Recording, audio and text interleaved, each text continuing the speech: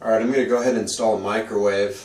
This is a above the range microwave. It has a recirculating feature since my area does not vent to the outside. So I've got a plug located up here. This thing simply plugs in, and that's the only installation other than getting it set up to stick on the wall. So we do that with this mounting plate. This is really what holds all of the weight. This goes on the wall. You want to make sure and get it into some studs and get a nice hold for this. This holds all the weight of the microwave.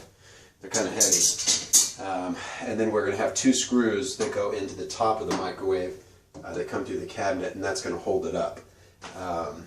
So we'll go ahead and get started. I've got there's going to be 3 holes up here, 2 for the screws and then 1 for the plug to loop through.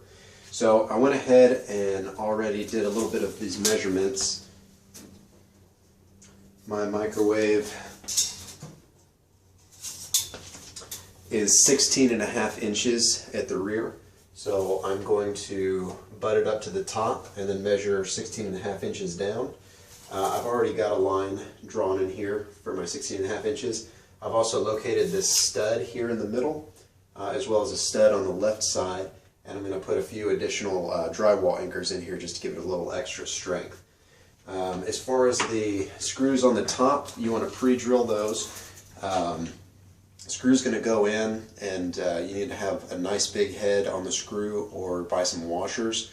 That way you're dispersing the weight a little bit. Those cabinet bottoms are a little flimsy, although this one is plenty strong enough just to hold the front of the microwave. All the weight's on the back there. So I measure 1.5 inches over from here.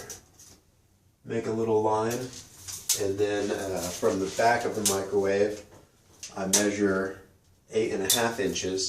So I take that 8.5 inches, make a line, actually it's 8 3/4, make a line right here, make another over here. I've already done some of these measurements, and so that gives me a point where I'm going to put this screw. There's a little wiggle room in here where the microwave's going to go. There's about 1/4 inch, so maybe 1/8 on each side to help you get it in.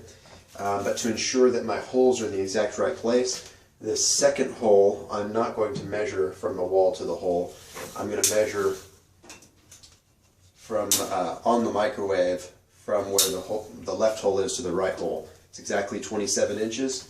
So I measure from where I'm putting my first spot to my second spot, and it's exactly 27 inches, so I know that those are going to line up perfectly. Now that that's done, you can go ahead and get the hole using a 1/2 inch bit. That's the right size for this job. Turn my door up.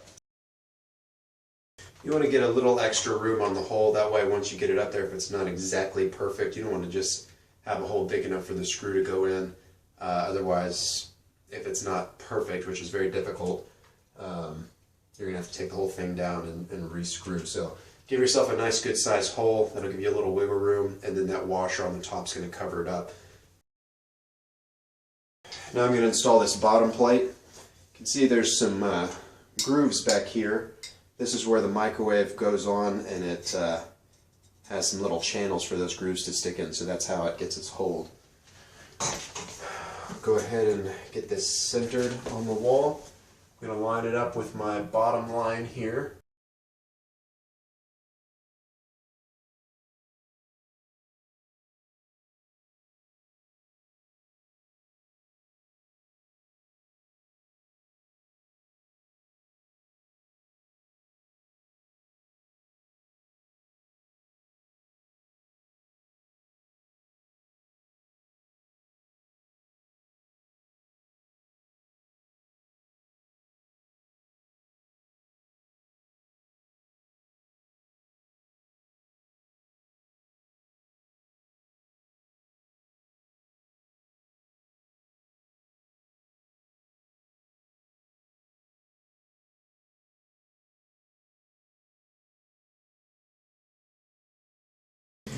Now that I've got that plate secure on the wall, I made sure and put a anchor.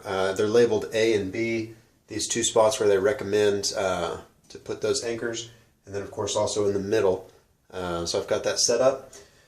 Showed you the holes that I had drilled. Everything's ready to go. So now I just need to lift this thing up, set it on top of this. You rest this down first, and then you'll rock it up into place. It's good to have two people for this part of the job. One person to hold it and the other person to screw down from the top. I'm going to do it myself, but it's a good idea to have a second person.